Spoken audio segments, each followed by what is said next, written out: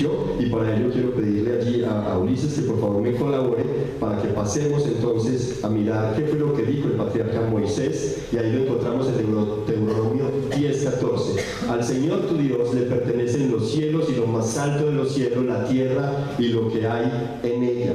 Yo les dije que estos principios son principios teológicos en finanzas, y quiero de pronto aclarar un poquito la palabra teológico o teología. Teología viene de Dios, logía de estudio, de ciencia, entonces es el estudio acerca de las cosas de Dios. Por eso son principios teológicos o principios que han salido de Dios para que su pueblo y muchos otros que no son su pueblo los pongan por obra y puedan tener una mejor vida. Eso es lo que dijo entonces Moisés en Deuteronomio 10:14. Pero también Moisés, hay otro texto donde nos explica algo más.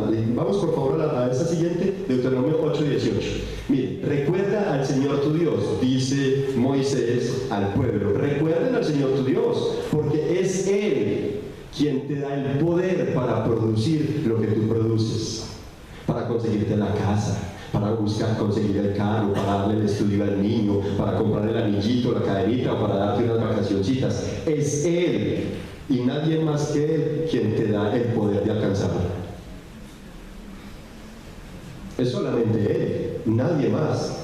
Así ha confirmado hoy el pacto que bajo juramento hizo con tus antepasados, dice Moisés. Ahora, en el siglo X a.C., el rey David, así, el profeta Ageo es en el siglo V a.C. El rey David, entonces, miremos qué es lo que dice el rey David. Primera Crónicas 29, 11 al 12. Tuyos son, Señor. Está hablando un rey que tiene riquezas, que tiene oros, que tiene plata, que tiene poder, que tiene fama, que tiene soldados, ejércitos, caballos, y él está diciendo: tuyos son, Señor, la grandeza y el poder, la gloria, la victoria y la majestad. Tuyo es todo cuanto hay en el cielo y en la tierra. Tuyo también es el reino. ¿Qué más nos dice ahí? Tuyo también es el reino y el poder.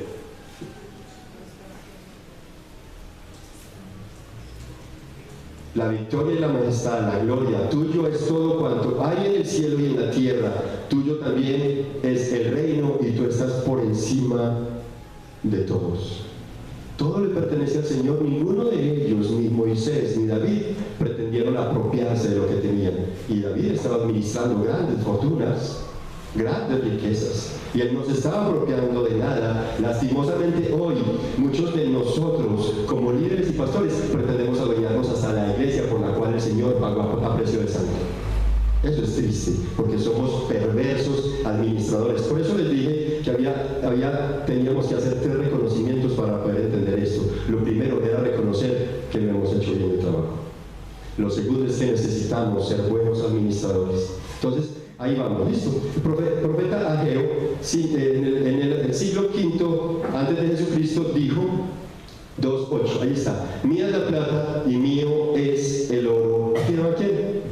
El Señor Dios Todopoderoso. Esto no es una ilusión, no es una fantasía que tuvo Moisés, no es una fantasía que tuvo David.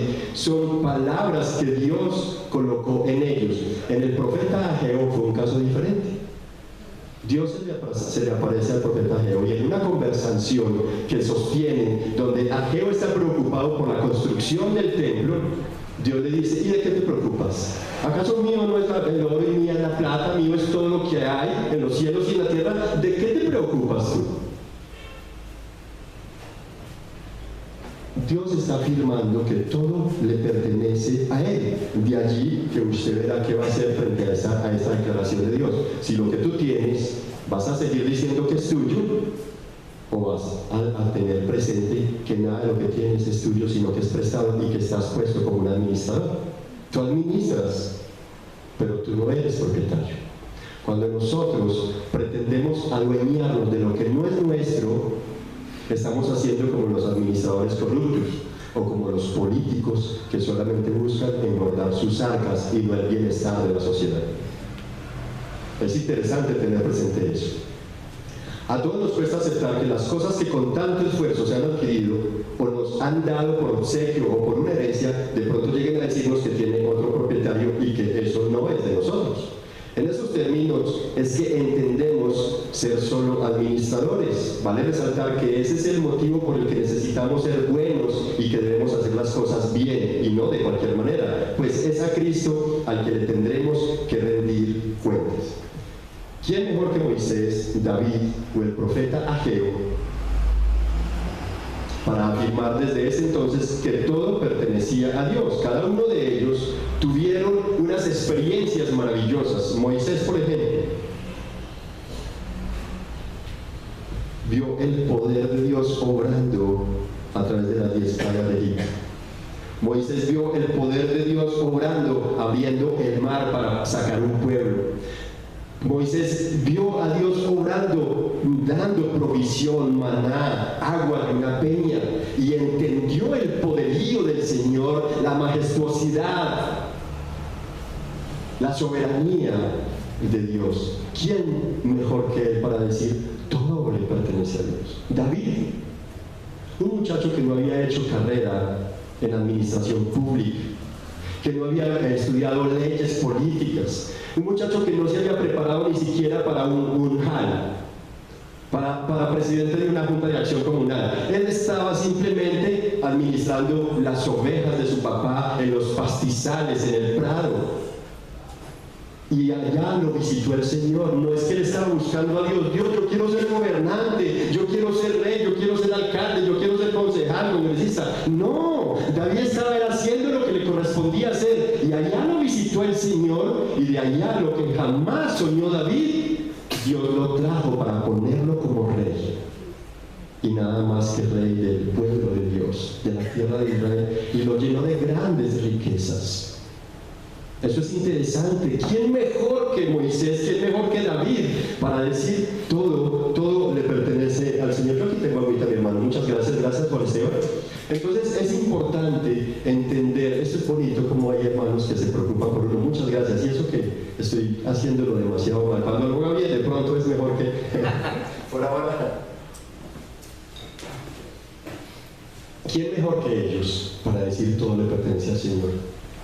David, un hombre pecador, adúltero, violento, que mandó matar, maquinó males. Sin embargo, entendió que nada de lo que estaba en sus manos era propiedad de él. Cada cosa que él obtuvo se dio cuenta que no le pertenecía y que solamente estaba como administrador y nada más. Yo no sé qué tan duro es para cualquier persona entender qué es un administrador, cómo debemos administrar. El profeta Ageo testifica porque él es un hombre a quien Dios se le revela, y en medio de la más dura situación, cuando el templo está destruido, cuando quieren restaurarlo, cuando quieren reconstruirlo, él le preocupa porque no hay fondos, no hay recursos, él no ve la manera, y Dios le dice: ¿de qué te preocupas? Es que mío es todo, yo proveo, solamente que lo va a hacer a su tiempo. Y sí que lo hace.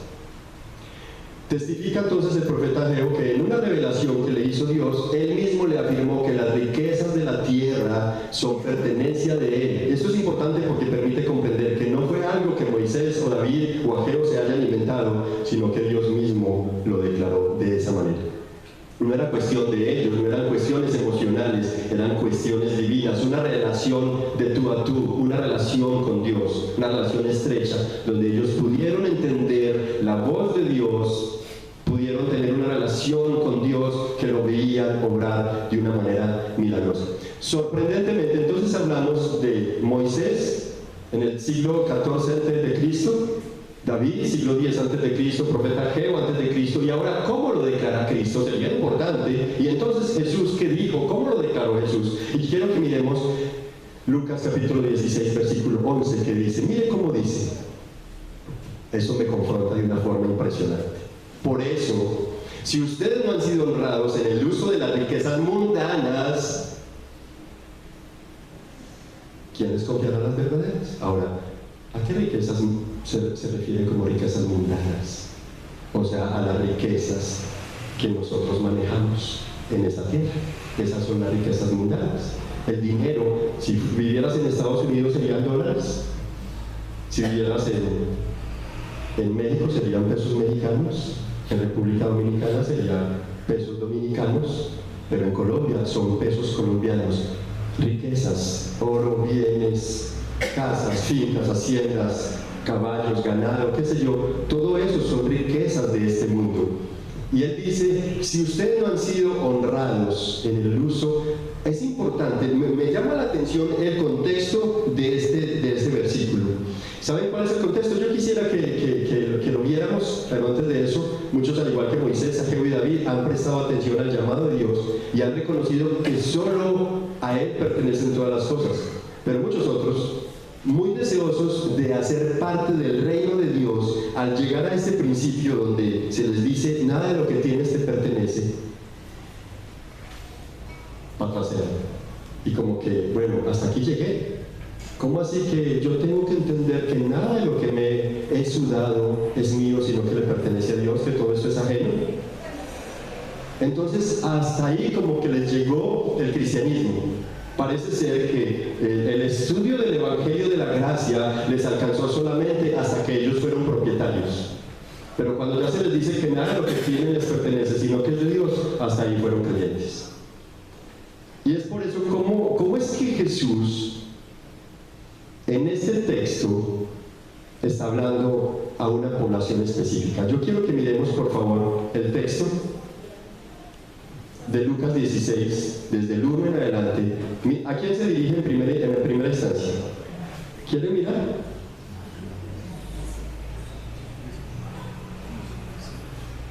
¿Me ayudas, por favor? ¿Tenemos el texto ahí? Ok.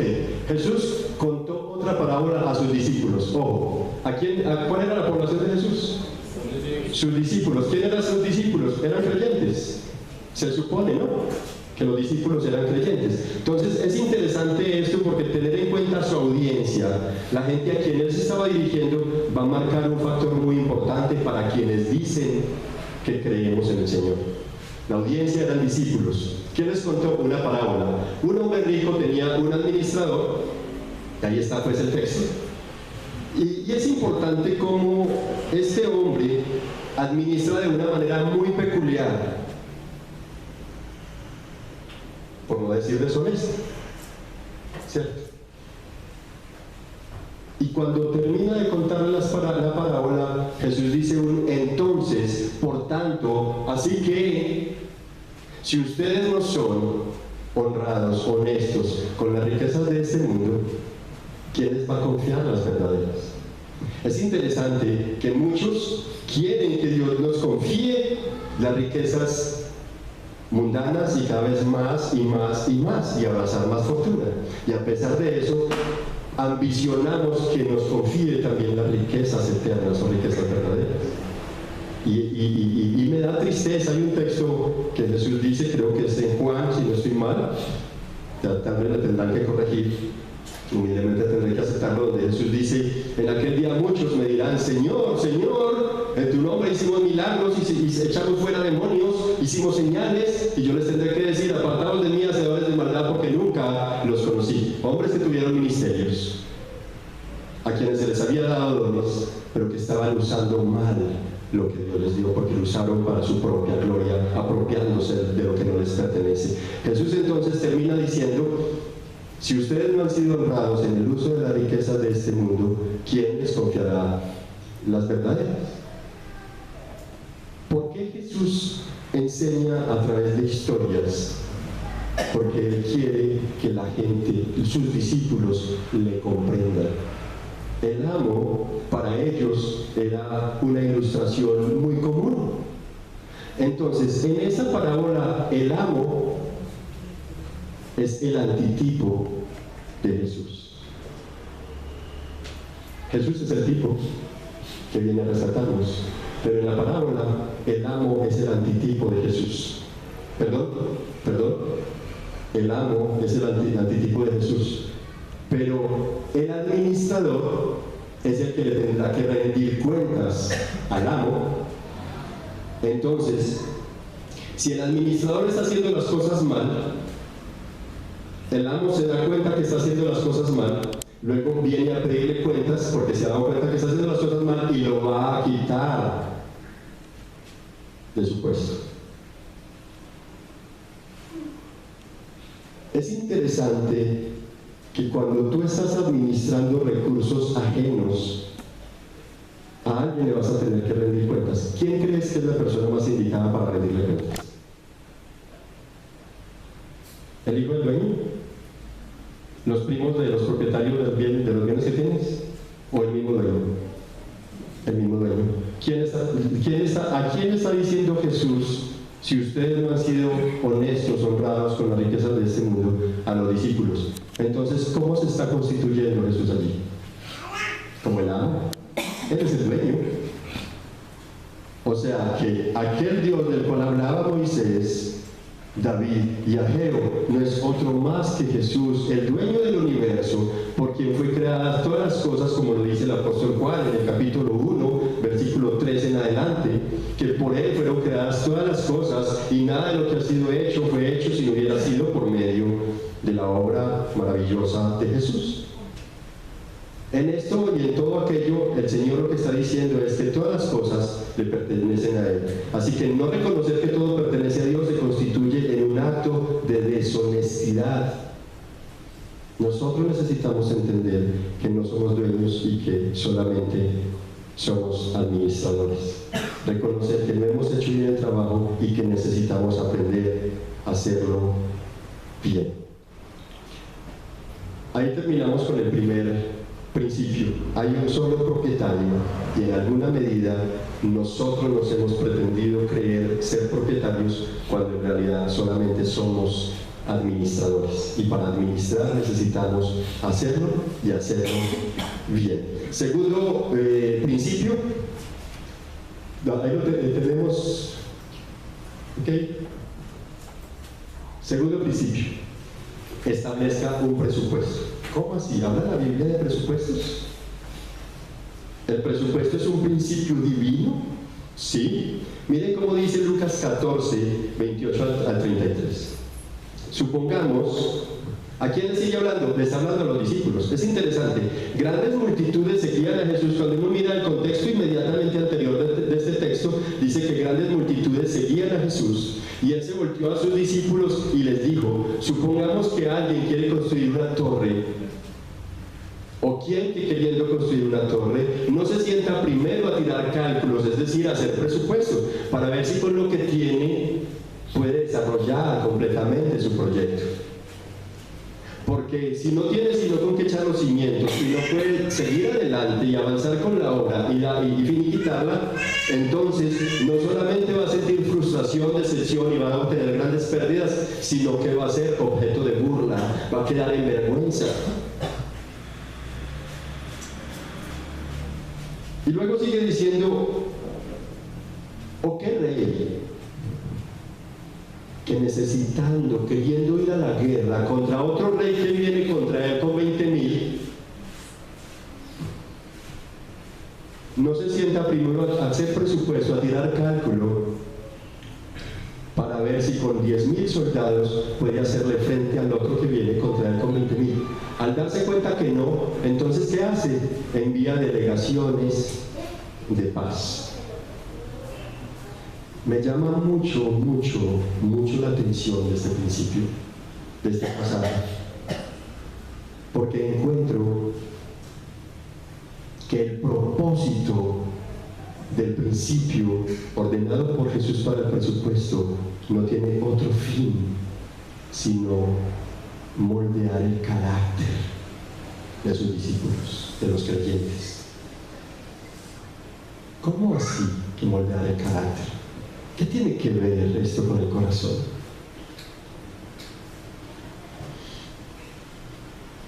Lo veo como una muestra de la maravillosa gracia del Señor, que el presupuesto nos va a parametrizar nuestros gastos, pero también muchas de nuestras emociones en los impulsos para comprar. Con ello, entonces, está tocando algo que nosotros tal vez no tenemos y que todos estamos necesitando, que se llama humildad. Por eso es que dice que si un rey se logra enterar que con los 10.000 soldados que tienen no ataque delegaciones de paz. Esto es humildad, por un lado. Por el otro, veo que este pasaje, el principio del presupuesto, busca proteger la dignidad de los discípulos de Dios, busca proteger la dignidad de los cristianos, de cada persona que se diga que cree en el Señor. ¿Cómo así que busca proteger la dignidad? Sí, Dios no nos quiere quedar avergonzados, Dios no nos quiere ver quedar mal, Dios no quiere que la gente esté hablando mal de nosotros, que estemos dando mal testimonio, que estemos metidos en deudas, que comenzamos proyectos y no los terminamos. Dios es un Dios de proyectos y quiere que sus hijos sean hijos que se proyectan, que se presupuestan, que ejecutan el presupuesto, que lo llevan a cabalidad y que se proyectan de acuerdo a las capacidades que Él les ha dado a cada uno. Como dice la parábola de los talentos o las monedas de oro, repartió a cada uno según su capacidad. Entonces, este pasaje está mostrando como el principio del presupuesto al diseño de Dios, no al diseño humano. Porque el presupuesto, cualquier empresa, cualquier persona secular establecen presupuestos y muy bien establecidos, elaboran presupuestos y lo saben desarrollar. La cuestión es cómo desarrollar un presupuesto al diseño de Dios. Eso lo veremos en la última sesión, será el 9 de noviembre, estaremos viendo un modelo de cómo elaborar y desarrollar un presupuesto, y cada ítem del presupuesto tiene un principio bíblico que lo soporta, que lo avala, que lo respalda. Entonces es interesante mirar cómo el principio del presupuesto está buscando la protección de la dignidad de los discípulos. De allí que si hablamos de santidad podemos hablar de manejo de finanzas. ¿Cómo manejas tus finanzas? ¿Cómo se ve la santidad que Dios está desarrollando en tu vida al manejar finanzas? ¿Se dan cuenta cómo la santidad va relacionada o conectada con el manejo de recursos? Entonces Dios está protegiendo a los discípulos de que no vayan a quedar mal, de que no tengan que salir avergonzados y la gente no tenga que burlarse de ellos. Lastimosamente, hace unos años atrás, pero también hace unos meses, escuché a un empresario decir: una de las peores cosas que como empresario he tenido que enfrentar es contratar cristianos. ¡Qué triste! O hacer negocios con cristianos. ¡Qué vergüenza! De verdad, que el cristianismo esté siendo por debajeado a causa de muchos que, diciendo Jehová proveerá, se meten en lo que no son capaces. Cuando el texto claramente dice: ¿quién queriendo construir una torre no se sienta primero a tirar cálculos? Una manera particular de Jesús enseñar a través de preguntas. ¿Quién que queriendo desarrollar un proyecto no se sienta primero a tirar cálculos? La respuesta, ¿cuál sería? Todos deben hacerlo. O más bien, ninguno debería de empezar a construir una torre sin antes sentarse a tirar presupuesto. Asimismo, cualquiera de nosotros que queremos construir un proyecto de vivienda, un proyecto de carro, tenemos primero que sentarnos a tirar presupuesto, ¿no?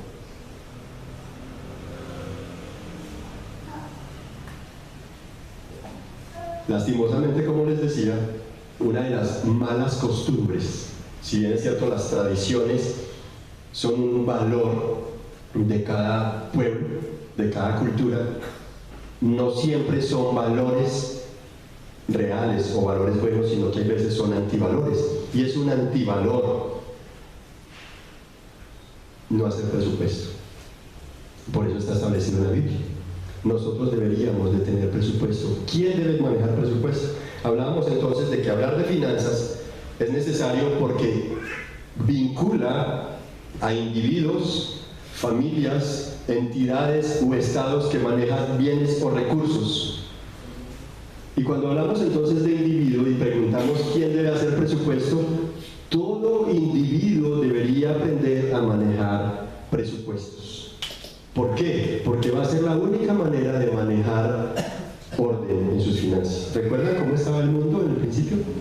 Según Génesis, desordenado y vacío. Nuestras finanzas, sin los principios que Dios tiene para nuestra vida, son finanzas desordenadas y vacías. Pues mentira. que trabajamos y trabajamos y a veces el saco está roto, el bolsillo no se le ve nada, no vemos resultados. Nuestras finanzas son vacías y desordenadas cada vez que no están ordenadas o alineadas por un principio bíblico y mucho más por el principio del presupuesto. De allí que es importante que nosotros entendamos la necesidad de hacer un presupuesto. Si Jenny tiene algo que preguntar. Sí, ¿puedo hacer una pregunta? Sí, claro. Es que cuando leo si bien me queda clarísimo el otro versículo del tema de la planeación y el presupuesto, Sí. cuando leo también me habla como de la estrategia. Ok. Puede ser mi interpretación y por eso lo hago en pregunta. Yo lo leo y entiendo también que venga, presupuéstese, pero luego analiza la estrategia. Entonces uno puede lograr de la mirada, así que cuántos hombres tiene y cómo lo va a hacer. Ok. ¿Se interpretaba así? Ya, esa sería una especulación que el texto no lo está emitiendo, pero tal vez te permita mirar como estrategia. Lo que sí tiene que ver acá es el trato del carácter. ¿Qué está mostrando a través de esta otra parte de la parábola? Está mostrando a un rey humilde, un rey sensato, que al darse cuenta que su presupuesto no le alcanza para, entonces más bien manda una delegación de paz. ¿Cómo se refleja eso en nuestro contexto? Vamos a mirar. Sales con el niño al supermercado, un niño de 5 años, de 7 años que le gusta el helado, y vas preciso a comprar 3 cositas que te faltan en la nevera y no hay más dinero. Y el niño ve el congelador de crema helado allá con sus chococonos. ¿Qué creen que hace el niño? Papá, ¿quiero qué? Y usted le dice, papi, no hay plata. Pero es que yo lo quiero. No hay plata. Pero es que yo lo quiero. Que yo lo quiero, que yo lo quiero, que yo lo quiero, que yo lo quiero. Y usted termina endeudándose o sacando donde no hay por concederle al muchachito lo que él dijo, yo quiero. ¿Estaba en el presupuesto? Luego te sale más costoso porque resulta que había salido con el niño y había acabado de tomar algo caliente y tal vez vino y le produjo un cólico. Ahora el niño se enfermó. Eso con los niños. Vamos a mirar con los hombres, vamos a mirar los varones, los esposos. ¿Cómo aplica eso en nuestro contexto? Amor, es que hace tiempo Julanito me mostró una loción muy rica, pero mira que tenés 4 lociones. No, pero es que esa loción es mucho mejor y cuesta tanto. Pero amor, no hay presupuesto. Amor, pero es que yo harto que trabajo, bastante que me la sudo, ¿por qué no me puedo dar ese gustico? ¿Estaba en el presupuesto? Tarjeta de crédito, endeudemos. O saquemos la fiada que se la vamos pagando. Mujeres, ¿cómo van las esposas ahí? Amor, yo quiero que nos compremos ese sofá, pero mira que esos muebles no tienen sino 7 meses, ya están muy viejos, ese sofá está muy bonito. Amor, pero que no hay plata. Pero entonces yo soy la ama de la casa, aquí lo hago todo, usted se la pasa por acá con sus amigos, está por fuera de la casa, yo no tengo que sentar bien a mis amigas, a mis amigos, a los vecinos, y ahora que te pido el sofá usted no me lo quiere dar, y le hace la pataleta tan tremenda. No hay humildad. ¿Qué nos está mostrando el texto? Un modelo de un rey humilde. ¿Y saben qué dijo Jesús? Acerca de la humildad. Aprendan de mí que soy manso y humilde de corazón y hallarán la paz que vuestras almas necesitan.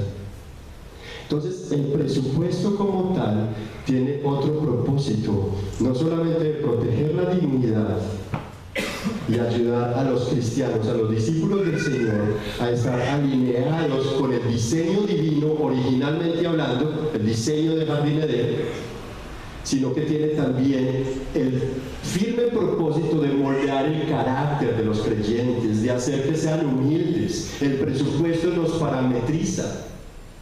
Nos parametriza. ¿Cómo así?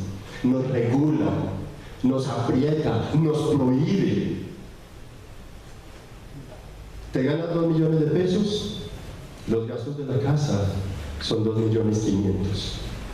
Entonces hay que hacer algo que se llama ajuste o recorte presupuestal y comenzamos a recortarle a las cosas de menor prioridad. Cuando logramos estar 2 millones frente a 2 millones, full.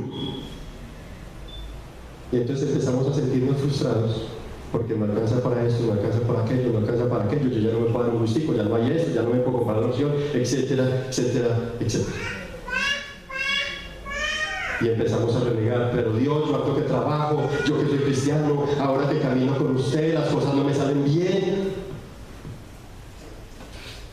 Dios está buscando humildad. Cuando el rey se da cuenta que no alcanza, manda delegaciones de paz. Esa debería ser la actitud del niño. No hay plata, bueno, papá, está bien, papá Dios nos dará en otro día. Esa sería la actitud de nosotros.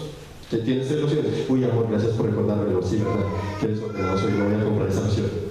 La esposa, no hay con qué comprarlo. Bueno, amorcito, está bien, voy a orar para que el Señor nos provea y tal vez más adelante la compremos. Delegaciones de paz, pero no, hacemos el mismo berrinche que hizo el niño, lo hacemos nosotros de otra manera. ¿Se dan cuenta cómo aplican nuestros contextos? Los que tenemos carrito, por la misericordia del Señor, ay amor, quiero hacerle este lujito al carrito, este cuánto hace que no le doy un gusto al carro, pero amor, es que no hay plata, mirá, el arriendo, mirá los servicios, ay amor, pues es que ese carrito está tan descuidado, amor, no, yo no voy a meter esa plática, metámonos en una deuda. Dios proveerá, Dios no nos ha abandonado. Ahora, hablando de deudas, ¿qué vamos a hacer con las deudas? ¿Son bíblicas, no son bíblicas? ¿Qué hacemos con eso? Eso lo vamos a ver en el principio número 6. ¿Qué hacemos acerca de las deudas? Importante, ¿no? La Biblia habla bastante acerca de las deudas y además habla cómo, si se puede endeudar, cómo hacerlo. Ella da todos los detalles, solo que nosotros a veces nos cuesta escudriñar las Escrituras como lo debería, que se escudriñaban las Escrituras. Entonces necesitamos calcular, hacer presupuesto. Me asombra entonces la intención de este principio es protegernos, proteger la dignidad, que no quedemos mal, que la gente no tenga que hablar mal de nosotros, que demos buen testimonio, que no quedemos avergonzados, que no se burlen. Ah, mira, y eso que es cristiano, ¿cómo fuera que no? Y mirarlo como da de buen testimonio para pagar, etcétera, etcétera. Eso es importantísimo. En la segunda parte entonces nos habla en la parábola acerca de cómo el propósito de Dios a través de esto que le está enseñando a sus discípulos es que ellos necesitan rendir su corazón a los principios de Jesús. Ese rey rindió su corazón, entendiendo que no se podía, entonces más bien mandó una delegación de paz. Jesús dijo, yo les doy mi paz, no como el mundo la da. Es una paz diferente, es una paz que traspasa la ciencia humana, pero nosotros a veces despreciamos la paz de Jesús porque queremos buscar la paz que ofrece el mundo, y allí es donde nosotros terminamos peleándonos los unos con los otros. Entonces, ¿qué nos refleja este rey? Un carácter de humildad, un hombre humilde. Pero un mejor modelo que este rey es nuestro Rey Jesús. ¿Será entonces que la parábola en algún momento está refiriéndose a Jesús como aquel hombre que tenía que representar a Dios, porque fue formado a imagen y semejanza de Dios para que representara a Dios, porque algo que es imagen de representa a algo, no es, pero lo representa? Y nosotros no lo hemos representado, y entonces después de la caída, este rey se baja de su trono y viene a redimir a aquel hombre caído. Un hombre humilde, y Jesús dice, aprendan de mí que soy manso y humilde de corazón. ¿Se dan cuenta cómo las Escrituras hablan acerca de santidad, acerca de salvación y acerca del manejo de finanzas como muestra de que estamos disfrutando de la gracia de Dios y que estamos conduciéndonos por el camino del Evangelio y queremos vivir dignamente de acuerdo a las demandas del Evangelio? Muy lindo levantar nuestras manos un domingo, muy lindo decir que yo creo en Dios, muy lindo cantar y hacer cosas buenas, pero qué tan lindo también es aprender a administrar bien nuestros recursos. Porque varias parábolas hay acerca del reino de Dios donde Jesús coloca como centro las finanzas, la moneda de oro, los talentos, el mayordomo infiel, el hombre rico insensato, el rico insensato. Hay una cantidad de historias que Jesús las crea con el ánimo de decirte, mira, no te apropies de lo que es de este mundo, necesitas ser un buen mayordomo, necesitas ser un buen administrador. Cuando tú te refugias en el Señor, cuando pones tu confianza en Dios, las cosas van a ser diferentes y vas a tener mejor calidad de vida. Pero si dices creer en Dios, vienes a Cristo solamente para que Él te haga milagros, para que Él te dé cosas, y a veces queremos buscar a Dios como nuestro Salvador, como nuestro sanador, como nuestro protector y como nuestro proveedor, pero no como nuestro Señor y amo.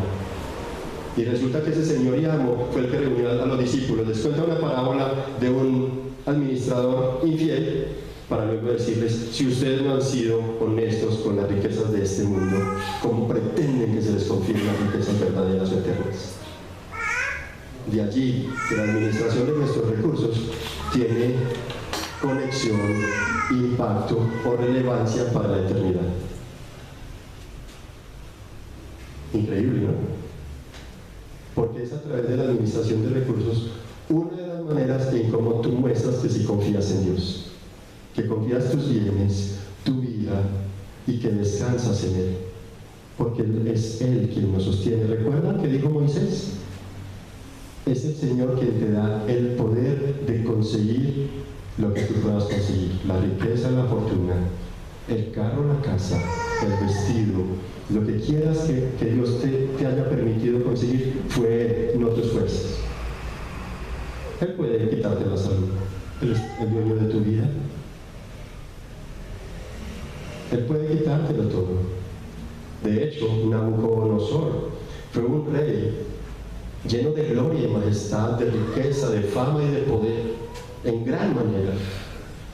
Y en tan solo un segundo, Dios le quitó los sentidos de cordura y de sensatez y lo puso como un loco de mente a vivir como un animal atado con cadenas, y nada de lo que tenía lo podía disfrutar. Así nosotros podemos tener vida hoy o salud hoy y mañana estar enfermos. Descubrirnos un cáncer, una enfermedad que no contábamos con ella. Hoy tenemos todo y mañana perderlo todo. Fue nuestro caso. Estábamos contando con un techo maravilloso, el cual dejamos un lunes, ¿verdad? Y lo dejamos bien. Y el miércoles a las 7 de la mañana todo estaba aquí, video reventado, luces caídas, la electricidad, esto vuelto nada. No teníamos nada de un día para otro.